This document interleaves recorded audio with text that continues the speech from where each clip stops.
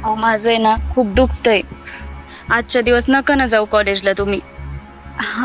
अहो वहिनी, माझी आज परीक्षा आहे ना, त्यासाठी मला जावंच लागन की. अहो सकाळी तुमच्या बहिणीला म्हणले मी घरी थांब तर नाही थांबली, गेली वर तोंड घेऊन लगेच. माझं दुखतंय तरी मीच मरायचं का हो? अरे दादा, तुला तर माहिती आहे ना, आपल्या आई वडिलांचं स्वप्न होतं की मी मोठी व्हावी. जर मी घरातलीच कामं करत राहिले तर कधी मी मोठी होणार? एवढीच इच्छा होती का एवढी ती जर आजारी असेल तर त्या दिवशी किमान तुम्ही काळजी घेतली पाहिजे तिची. अहो तसं काय नाही, घेतो मी तिची काळजी. आता ती माझीच बायको आहे, मला काळजी नसणार तर कोणाला असणार?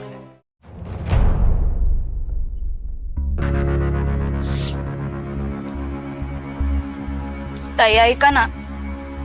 अहो माझं आहे ना खूप दुखतंय.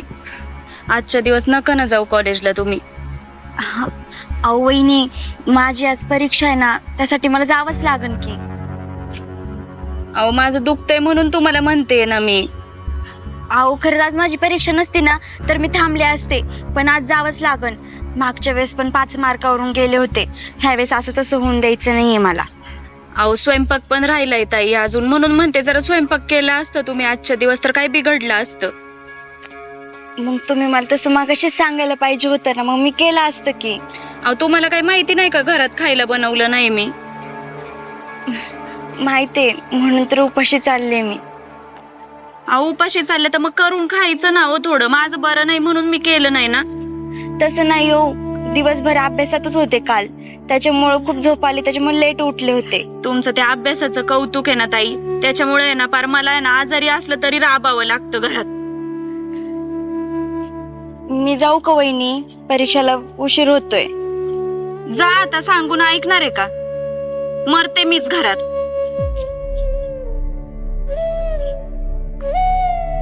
कधीतरी काम करायचं म्हणलं का हिच्या जीवावरच येतं. आपल्याला आहे ना जराही सुख नाहीये पार. चला करा आपणच.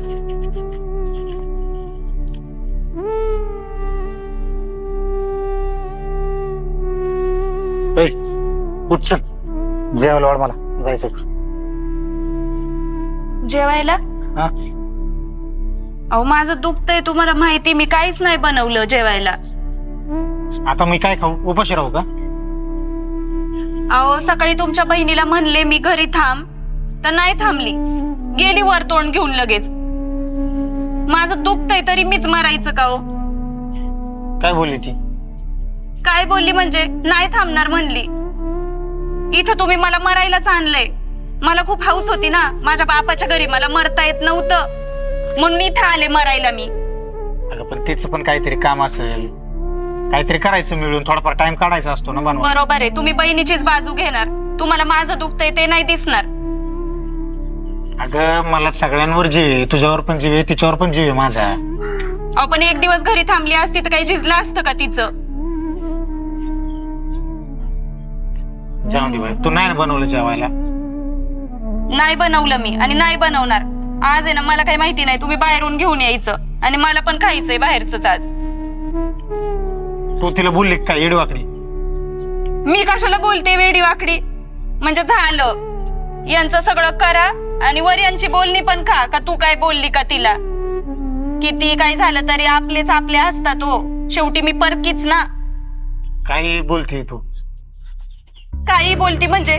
तुम्हीच मला विचारताय तिला काय बोलली का? अरे म्हणजे तिने मला कालच सांगितलं होतं, तिला काहीतरी तिचं टेस्ट काहीतरी आहे, जावं लागणार आहे म्हणून. उलट मलाच उलट बोलून गेली ती, ते नाही दिसत तुम्हाला? मी म्हणलं आजच्या दिवस कर तर नाहीच म्हणली ना शेवटी. अगं मग तिची परीक्षा आहे ना, तेच बोलणार ना ती. जाऊ द्या, तुम्हाला आहे ना सांगून समजणारच नाही. तुम्ही जा आता आणि बाहेरून घेऊन या आज खायला. अगं बाहेरचं कसं खायचं? अहो मग काय मीच मारायचं का? बरं नका बनू, राहतो उपाशी मी.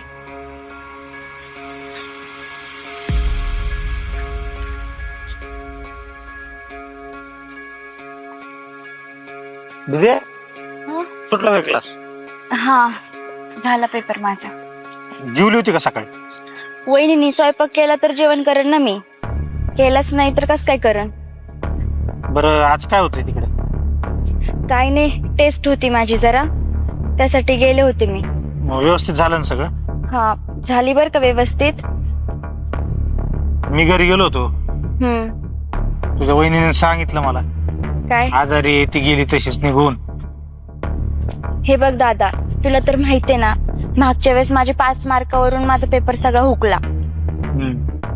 मग काय करणार होते मी, आणि मला नाही होत रे घरातले काम करायला, कारण की मला माझ्या अभ्यासात पण हे करावं लागतं ना.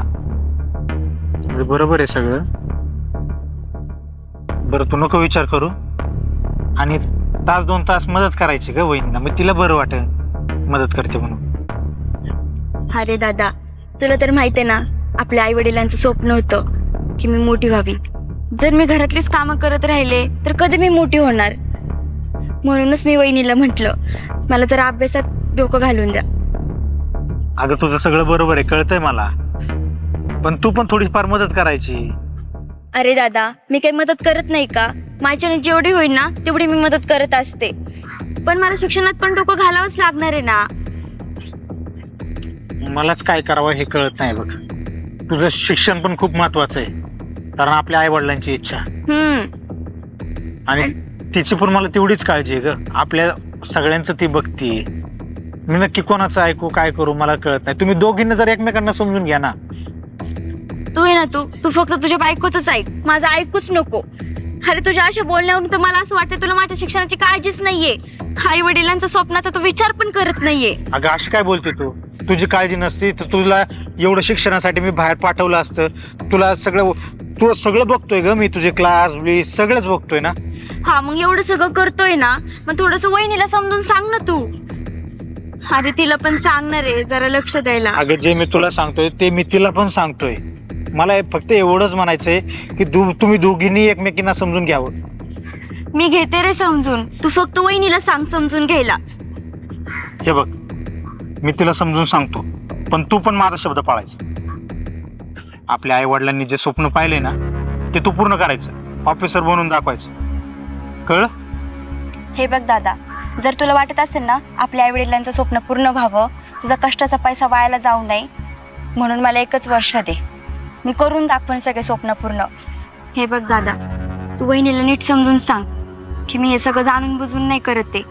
अरे मला नाही जमत रे घरचे कामं, कारण की मला माझे स्वप्न पूर्ण करायचे. बरं ठीक आहे, मी बोलतो तिला. चल.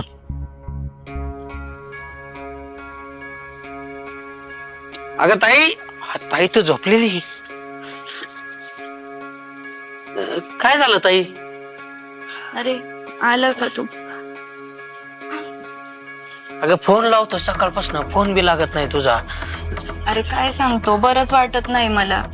अगं मग दाजीला सांगायचं दवाखान्यात घेऊन जायला. असे पडून दाजी कुठे गेले? गेले असतील कुठेतरी, त्यांना म्हणलेलं जेवण घेऊन या, तर त्यांना तेवढं पण झालं नाही. अरे स्वयंपाक सुद्धा बनवलं नाही घरात. आणि त्या मानसीचं तिचं तर काही सांगूही नको. तिला म्हणलेलं 1 दिवस घरी राहा, तर तिला तेवढं पण नाही जमलं. आता त्यांची बहीण त्यांनी एवढी कष्टाने शिकायला टाकली बाहेर, मग ती आता रोज ती अभ्यास करायला जाते ना तिकडं. अरे पण माझं काय आहे का नाही, माझं काय वाटतं का नाही? बरोबर आहे, मग आता तिला बी कळायला पाहिजे. तसं म्हणा, एखाद्या दिवशी सोडला अभ्यास तर काय फरक पडतो? तुला मदत केलीच पाहिजे ना तिने. मग माझं तेच म्हणणं होतं ना. पण मला हे कळलं नाही, दाजीने तुला दवाखान्यात का नाही नेलं? काय पैशाची अडचण आहे दाजीला? असं तर मी देतो, बोल दाजीला तसं. अरे पैशाची काहीच अडचण नाहीये, पैशाचा काही विषयच नाहीये. मग त्यांचं फक्त म्हणणं एवढंच आहे का तू आजारी असली तरी घरात मरत राहा नुसती. दाजीला पण कळत नाही. बरं जाऊ दे, लय नको मनावर घेऊ तू.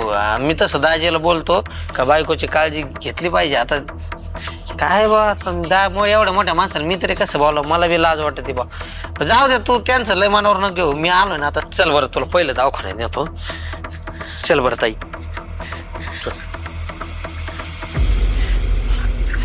कुठं निघाली? अहो काय नाही, ताईला दवाखान्यात घेऊन चाललो होतो. आता तुम्हाला न्यायला वेळ नाही म्हणलं तर आलोयच, तर मीच घेऊन जावं. अहो तिचं एवढं दुखतंय, तिला फोन लावले तर फोन सुद्धा उचलता येणार तिला. आणि तुम्ही दाची लक्ष सुद्धा द्यायनात माझ्या ताईकडं. तिला बोललो होतो की मी जाऊ म्हणून. तिला आता क्लासमधून आणायला गेलो होतो.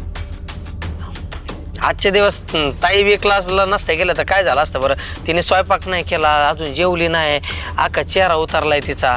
एक दिवस थांबायचं की ताई तुम्ही स्वयंपाक करा. एक गोष्ट मला सांग, तुझी काळजी घेत नाही का मी? अहो मी कुठं असं म्हणले, पण तुम्हाला मी जेवण आणा म्हणले तर तुम्ही गेले तर तिकडच बसले. अगं मी कुठं फिरायला नव्हतो गेलो, मी हिला क्लासमधून आणायला गेलो होतो. म्हणलं आणल्यानंतर तुला घेऊन जावं, तेवढंच तुम्ही आला. बरं जाऊ द्या, पण मला एवढंच म्हणायचं होतं मुद्दा की एखाद्या दिवशी आजारी पडली माझी ताई तर तुमच्या ताईंना थांबीच आहे एखाद्या दिवशी. हे बघा, तुम्ही पण लक्षात घे आणि तू पण लक्षात घे. तिला मी सांगितले एक वर्ष फक्त तू अभ्यासाकडे लक्ष द्यायच. बाकीचे सगळे कामं धंदे काही जे असतील ते आम्ही बघणार, मी बघणार.